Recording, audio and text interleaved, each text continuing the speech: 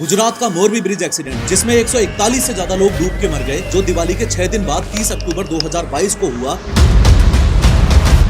उस दिन हुआ यह था कि गुजरात में एक सिटी है मोरबी। इस सिटी में एक नदी है मच्छू नदी। इस मच्छू नदी पर 143 साल पुराना ब्रिटिश एरा के टाइम से बना हुआ एक सस्पेंशन ब्रिज था, जिसे यहाँ के लोग प्यार से झूलतो पुल कहते थे। आज संडे का दिन था, दिवाली की छुट्टियों का माहौल था और 7 महीनों के रिनोवेशन के बाद ये पुल अभी बस 4 दिन पहले ही पब्लिक के लिए ओपन हुआ था। दोपहर के 2-2:30 बजे के आसपास भीड़ बढ़ने लगी थी। फैमिलीज, छोटे बच्चे और टूरिस्ट वगैरह अब इस पुल पे घूमने के लिए आने लगे थे। अगर कैमरे को थोड़ा ऊपर ले जाके ड्रोन शॉट से दिखाऊं तो ब्रिज पर लोगों के छोटे छोटे ग्रुप्स दिख रहे हैं। लोग फोटो खिंचवा रहे हैं और सेल्फीज ले रहे हैं। इधर टिकट काउंटर पर लाइन अब लंबी होती जा रही है। स्टाफ टिकट्स बेचे जा रहे हैं, लेकिन कोई ये काउंट नहीं कर रहा कि ब्रिज पर ऑलरेडी कितने लोग हैं। कोई सिक्योरिटी गार्ड भीड़ को रोक नहीं रहा। शाम के 5:30 बज चुके हैं, सूरज ढलने वाला है और भीड़ अब आउट ऑफ कंट्रोल हो चुकी है। ब्रिज की कैपेसिटी सिर्फ 125 लोगों की है, लेकिन अब वहां 400 से 500 लोग चढ़ चुके हैं। ब्रिज खचाखच भरा हुआ है, पैर रखने की जगह तक नहीं है। कुछ लड़के मस्ती में ब्रिज को जानबूझकर हिला रहे हैं। ब्रिज एक झूले की तरह लेफ्ट राइट हिल रहा है। लोग डर नहीं रहे बल्कि एंजॉय कर रहे हैं। उन्हें लग रहा है ये एक एडवेंचर है। अब अंधेरा होने लगा है। ब्रिज की लाइट्स ऑन हो गई हैं। ब्रिज का फ्लोर लोगों की वजह से नीचे की तरफ दब रहा है। ऊपर जो मेन मोटी केबल्स हैं वो पूरी तरह स्ट्रेच हो गई हैं। लोगों के शोर में मेटल के कर करने की आवाज दब रही है। लोग अभी भी ब्रिज को जोर जोर से हिला रहे हैं। ब्रिज का एंगल डेंजरस हो चुका है और फिर फाइनली अचानक एक तेज आवाज आती है, धड़ाम। ब्रिज की एक साइड की मेन केबल जिस पे जंग लगी हुई थी वो टूट जाती है। जैसे ही केबल टूटी, ब्रिज का फ्लोर सीधा नहीं गिरा बल्कि एक तरफ से वर्टिकल खड़ा हो गया। जो लोग बीच में खड़े थे वो सब एक साथ फिसलते हुए सीधा नीचे नदी में आ गिरे। लोग एक दूसरे के ऊपर गिरे। लोहे की रेलिंग्स और एल्यूमिनियम शीट्स लोगों के ऊपर आ गिरी। मैक्सिमम लोग कुछ ही सेकंड्स में ठंडे, गहरे और हरे रंग के पानी में गिर गए। दिवाली के टाइम सर्दियों में अंधेरा जल्दी हो जाता है। लगभग 6:45 बज रहे हैं और नदी में से चारों तरफ चीखने चिल्लाने की आवाजें आ रही हैं। पानी में लोग हाथ पैर मार रहे हैं और जो बेचारे तैरना नहीं जानते वो डूब रहे हैं। कुछ लोग अभी भी टूटे हुए ब्रिज की जाली को पकड़कर हवा में लटके हुए हैं। नीचे पानी है और वो बेचारे अपनी जान बचाने के लिए लटके हुए हैं। सिर्फ 2 सेकंड्स में सब कुछ खत्म हो गया। लोगों को सोचने या रिएक्ट करने तक का मौका नहीं मिला। वो हंसती खेलती शाम एक झटके में मातम में बदल गई। सिर्फ 2 सेकंड्स में 141 से ज्यादा जिंदगियां, उनके सपने, उनका परिवार, सब कुछ उस नदी के पानी में समा गया। उस दिन स्टील का ढांचा नहीं टूटा, लोगों का भरोसा टूटा था। गुजरात के मोरबी में जो उस दिन हुआ उसे हादसा कहना शायद सबसे बड़ी गलती होगी। आज हम इस पूरे इंसिडेंट की परतें छीलेंगे और ये समझेंगे कि ये कोई अचानक हुई ट्रेजेडी नहीं थी। एक ब्रिज जो अंग्रेजों के जमाने का था वो अचानक नहीं टूटा। ये एक परफेक्ट हादसा था जिसे होने के लिए हर गलत काम एकदम सही समय पर हुआ। ये सिर्फ एक पुल टूटने की कहानी नहीं है, ये एक इंजीनियरिंग फ्रॉड है, इंसानी बेवकूफी और सड़ चुके सिस्टम की कहानी है ये, जिसने 141 से ज्यादा लोगों की जान ले ली। दिल पे हाथ रख के सोचो कि अगर आज हमने ये सवाल नहीं पूछा कि क्या अपने देश में एक इंसानी जान की कीमत सिर्फ कंपनसेशन का चेक है, तो कल कोई और ब्रिज टूटेगा, कोई और बिल्डिंग गिरेगी और हम बस मोमबत्ती लेकर खड़े रह जाएंगे। लेकिन हर बार की तरह शुरू से शुरू करते हैं।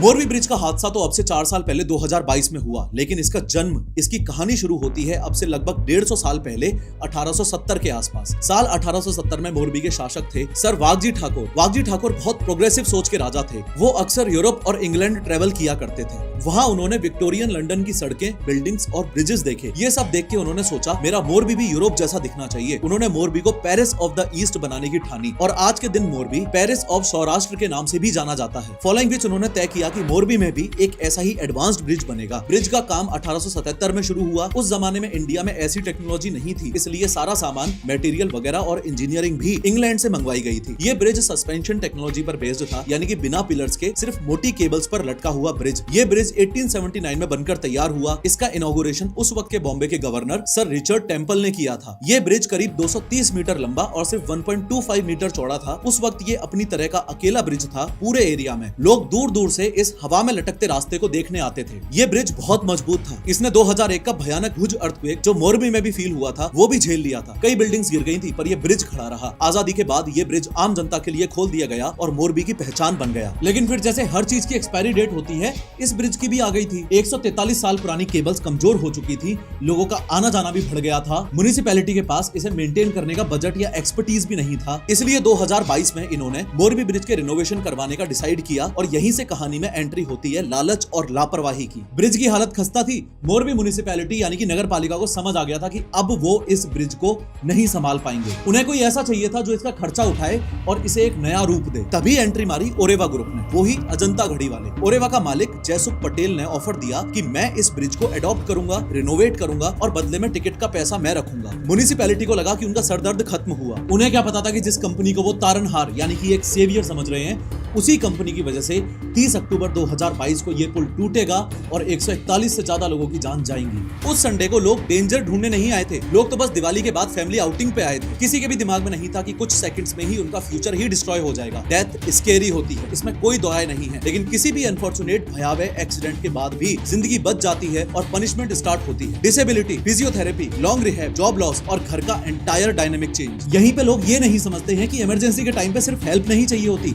एक फाइनेंशियल शॉक एब्जॉर्बर भी चाहिए होता है। क्योंकि अगर घर के मेन अर्निंग मेंबर के साथ ही ऐसा कुछ हो जाए तो उसकी फैमिली पर क्या बीतती होगी, एक बार सोच के देखो। स्पेशली उनके बच्चों की पढ़ाई, घर के खर्चे, ये सब कैसे मैनेज होते होंगे। ऐसे बुरे वक्त में एक ही चीज उस परिवार के काम आती है और वो है एक टर्म इंश्योरेंस। और आजकल तो सिर्फ 400-500 रुपए पर मंथ के प्रीमियम पर आपको लाखों करोड़ों तक का कवरेज मिल सकता है। साथ ही एक डेडिकेटेड रिलेशनशिप मैनेजर, कम एज में इसे लेने से प्रीमियम भी कम बनता है और फिर वही प्रीमियम लाइफ लॉन्ग के लिए लॉक हो जाता है। टर्म इंश्योरेंस लाइफ इंश्योरेंस का प्योरेस्ट फॉर्म है जो आपके ना होने पर आपकी फैमिली को फाइनेंशियल कवर देता है और हेल्थ इंश्योरेंस हॉस्पिटल बिल्स का बोझ कम करता है। लिंक मैंने डिस्क्रिप्शन और पिन कमेंट में दे दिया है। सारे ट्रस्टेड इंश्योरेंस पार्टनर्स को कंपेयर करो और 15 से 25% तक के डिस्काउंट पर बेस्ट हेल्थ और टर्म प्लान अभी के अभी चुनो। फिर जैसा कि मैंने बताया, ब्रिज टूटने के बाद हर तरफ सिर्फ अंधेरा और चीखें थी। लोग पानी में हाथ पैर मार रहे थे, पर किस्मत तो देखो, दिवाली की छुट्टियों की वजह से वहाँ कोई ढंग का रेस्क्यू सिस्टम तैयार ही नहीं था। जो लोग तैरना जानते थे उन्होंने अपनी जान बचाई, पर जो नहीं जानते थे वो उस ठंडे पानी में हमेशा के लिए सो गए। फिर जब देश भर में ये खबर आग की तरह फैली तो हमेशा की तरह सरकार की निंदा शुरू हुई और निंदा होने पर सिस्टम ने क्या किया, वही पुराना तरीका, पैसा फेंको और मुंह बंद करो। सबसे पहले हेडलाइंस में आया गुजरात सीएम रिलीफ फंड। हर मरने वाले के परिवार को 4 लाख रुपए और हर घायल को 50,000 रुपए देने का ऐलान हुआ। फिर हेडलाइंस में आया पीएम नेशनल रिलीफ फंड। वहां से भी एक्स्ट्रा 2 लाख रुपए हर डेथ पर और 50,000 रुपए हर इंजर्ड पर्सन पर अनाउंस किए गए। 2 दिन के अंदर सरकारी अफसर फाइल्स और चेक्स लेकर लोगों के घरों तक पहुंच गए। पर क्या किसी ने सोचा कि उन परिवारों पर क्या बीत रही है? एक दिल दहला देने वाला सीन सामने आया जब एक पिता ने, जिसने अपने परिवार के चारों मेंबर्स, जिनमें छोटे बच्चे भी थे, उनको खो दिया था, उस पिता को 16 लाख रुपए का चेक थमा दिया गया। उस बेचारे बाप ने रोते हुए बस एक ही सवाल पूछा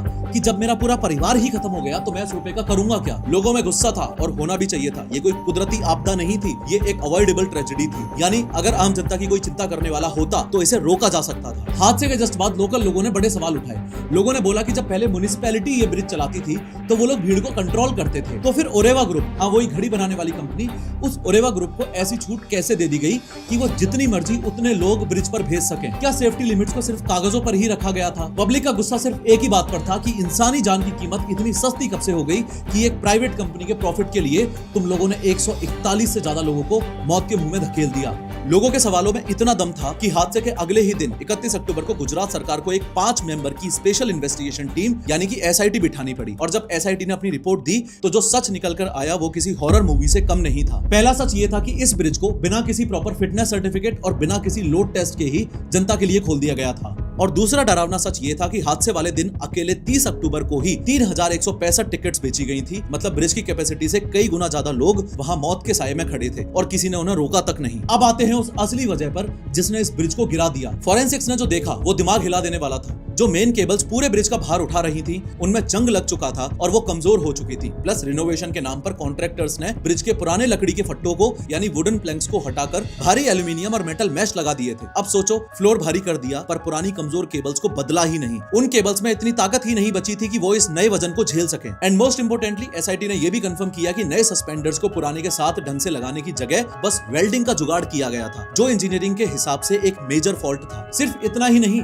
ब्रिज को चलाने वाली कंपनी ओरेवा ने लापरवाही की सारी हदें पार कर दी थी। टिकट्स बेचने और भीड़ संभालने के लिए जिन लोगों को रखा गया था वो कोई सिक्योरिटी एक्सपर्ट्स नहीं थे, बल्कि डेली वेज लेबरर्स थे, यानी कि दिहाड़ी मजदूर थे जिन्हें भीड़ को कंट्रोल करने की रत्ती भर भी समझ नहीं थी। इमरजेंसी प्लान भी पूरा नील था। नदी के ऊपर ब्रिज था पर ना ही वहां कोई लाइफ गार्ड था, ना ही वहां कोई सेफ्टी इक्विपमेंट था इमरजेंसी के लिए, और ना ही कोई रेस्क्यू बोट थी। अगर सिर्फ 3-4 इमरजेंसी बोट्स भी वहां होती ना तो उस रात काफी जानें बचाई जा सकती थी। और इन्वेस्टिगेशन में यह बात भी निकल के आई कि ये ये सब जल्दीबाजी का नतीजा था। कॉन्ट्रैक्ट के मुताबिक ब्रिज को 8 से 12 महीनों तक बंद रखना था, लेकिन ओरेवा ने अपना फायदा देखने के लिए उसे सिर्फ 7 महीनों में ही खोल दिया। इन्होंने ना तो म्युनिसिपैलिटी को बताया और ना ही कोई सेफ्टी ऑडिट होने दिया। 141 लोगों की लाशें नदी से निकली ही थी कि गुजरात हाई कोर्ट ने सामने आके इस मामले की गर्दन पकड़ ली। गुजरात हाई कोर्ट ने इसका सुओ मोटो कॉग्निजेंस लिया, यानी किसी की शिकायत का इंतजार नहीं किया। एक न्यूज आर्टिकल को ही PIL that is public interest litigation मानकर केस रजिस्टर किया। 7 नवंबर 2022 को कोर्ट ने नोटिस भेजकर 10 दिन में रिपोर्ट मांगी। पर असली तमाशा शुरू हुआ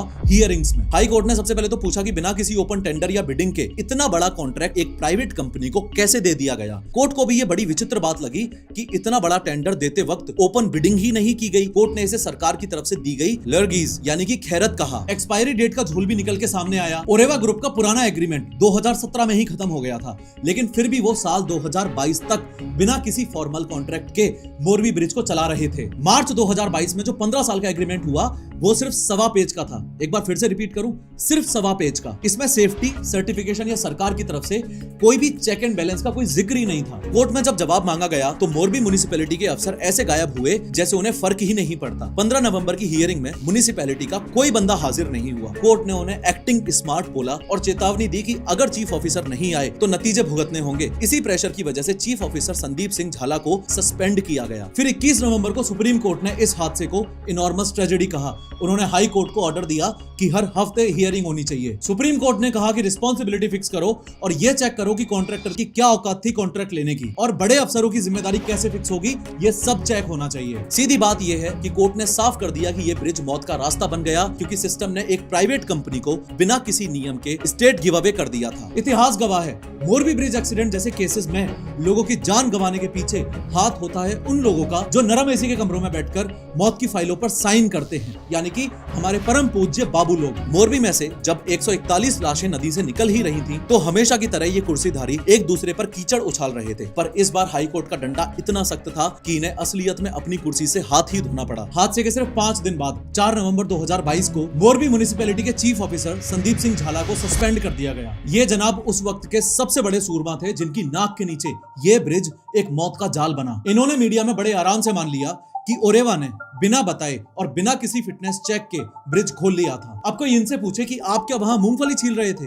SIT की रिपोर्ट ने बाद में बताया कि इस ऑफिसर ने अकेले ही ओरेवा के साथ कॉन्ट्रैक्ट साइन कर दिया था बिना पूरे इलेक्टेड बोर्ड को बताए। मतलब पूरा सिस्टम एक ऑफिसर की जेब में था। हाई कोर्ट ने जब देखा कि ये पूरा का पूरा बोर्ड ही निकम्मा है तो उन्होंने सीधा सवाल ये पूछा कि जब ये बॉडी इतनी बेकार है तो इन सबको अभी तक घर क्यों नहीं भेजा? कोर्ट के डर से गुजरात सरकार को वो कदम उठाना पड़ा जो वो कभी नहीं चाहती थी, और ना ही सरकारें आमतौर पर ऐसे कदम उठाती हैं। सरकार ने पूरी की पूरी मोरबी म्युनिसिपैलिटी को ही भंग कर दिया। 11 अप्रैल 2023 को 52 मेंबर के बोर्ड को इनकॉम्पिटेंस के नाम पर डिसॉल्व कर दिया गया। जब इनसे जवाब मांगा गया तो रोने लगे कि SIT ने सारी फाइल्स ले ली, हम जवाब कैसे दें? फाइल्स मिलने के बाद भी इनके पास बोलने को कुछ नहीं था क्योंकि गुनाह एकदम साफ था। लोगों को लगा कि हमेशा की तरह ट्रांसफर होगा और मामला ठंडा पड़ जाएगा, लेकिन हाई कोर्ट तो पीछे ही पड़ गया कि इस गुनेगार ऑफिसर को सजा क्या मिली। अगस्त 2025 में कंफर्म हुआ कि झाला पर मेजर पेनल्टी थोपी गई है। उनका पे स्केल 3 स्टेजेस नीचे गिरा दिया गया है अगले 3 साल के लिए। सिविल सर्विसेज रूल्स के मुताबिक ये नौकरी से निकाले जाने से बस एक कदम पीछे है। इनका करियर अब एक सिर्फ मजाक बन के रह गया है। अगर विक्टिम के एंगल से सोचा जाए तो कोर्ट में जब ये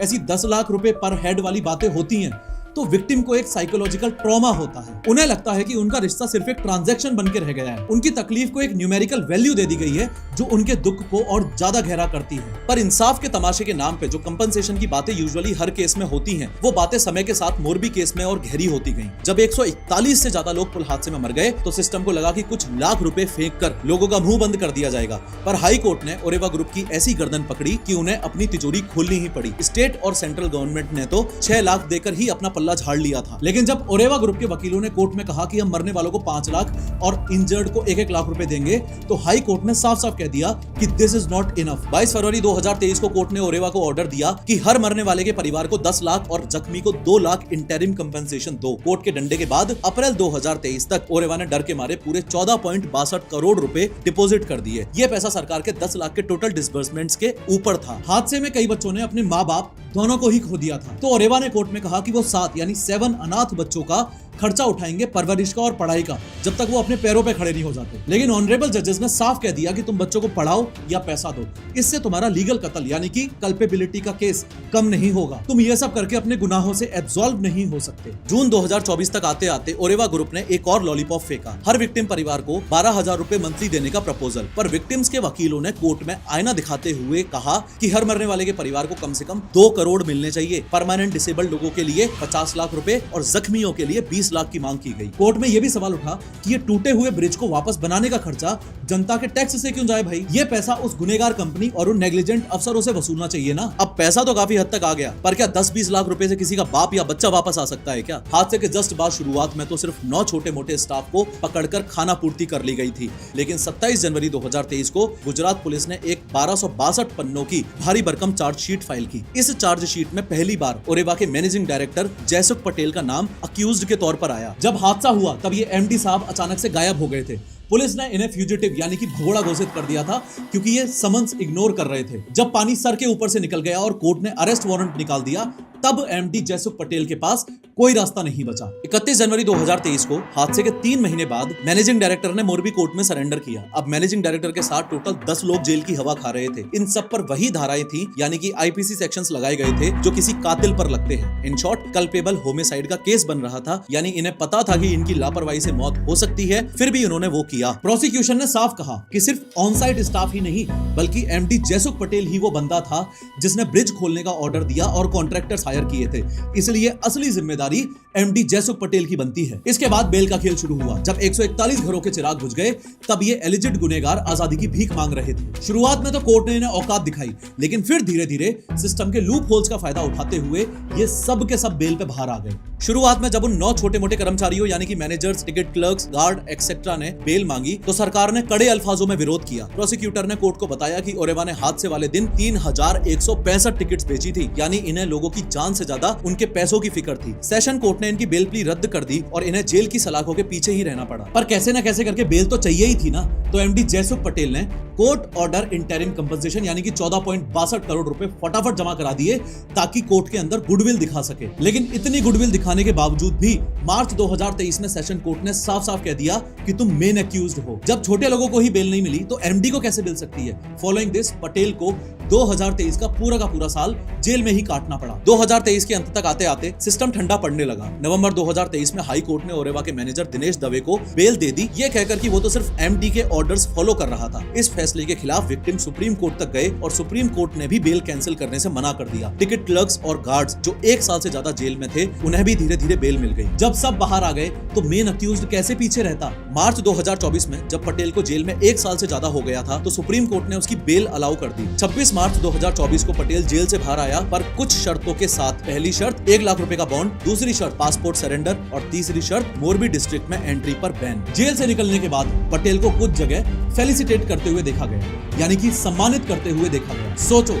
जिस इंसान पर 141 लोगों के मौत का अक्यूज्ड होने का केस चल रहा है उसको लोग सम्मानित कर रहे हैं। यह सब देखकर विक्टिम्स के परिवारों पर क्या बीती होगी, इस चीज का अंदाजा लगाना भी मुश्किल है। मिड 2024 तक सारे के सारे 10 अक्यूज्ड बेल पर बाहर हैं। ट्रायल अभी भी धीरे धीरे रेंग रहा है और गुनेगार खुली हवा में सांस ले रहे हैं। अक्टूबर 2024 तक हालात ये थी कि अक्यूज्ड लोगों पर फॉर्मल चार्जेस तक फ्रेम नहीं हुए थे। विक्टिम्स के परिवारों ने हिम्मत नहीं हारी और कोर्ट में एक बॉम्ब फोड़ा। उन्होंने मांग की कि इसे लापरवाही यानी कि कल्पेबल होमिसाइड का केस नहीं बल्कि सीधा मर्डर यानी कि आईपीसी 302 का केस माना जाए। विक्टिम्स का कहना था कि जब मैनेजिंग डायरेक्टर और उसके स्टाफ को पता था कि ब्रिज ऑलरेडी सड़ी हुई हालत में है, वहां पे लोगों को भेजना रिस्की हो सकता है, लेकिन उसके बाद भी उन्होंने वहां पे लोगों को जाने दिया, तो ये एक कत्ल नहीं तो और क्या है। विक्टिम साइड ने यह भी मांग की कि सिर्फ लोग नहीं बल्कि पूरी ओरेवा कंपनी को भी गुनेगार बनाया जाए, लेकिन विक्टिम साइड को रुकावट झेलनी पड़ी। मोरबी सेशन कोर्ट ने सितंबर 2024 में ये एप्लीकेशन रद्द कर दी, ये कहकर कि विक्टिम्स के वकील को इंडिपेंडेंटली चार्जेस बदलने का हक नहीं है। पर इसके बाद भी विक्टिम्स ने हार नहीं मानी और गुजरात हाई कोर्ट में रिवीजन पिटीशन डाल दी, जिसकी हियरिंग 2025 में शुरू हुई। आगे जो मैं एक्सप्लेन करने वाला हूँ उससे पहले ये बात आपको अच्छे से पता होनी चाहिए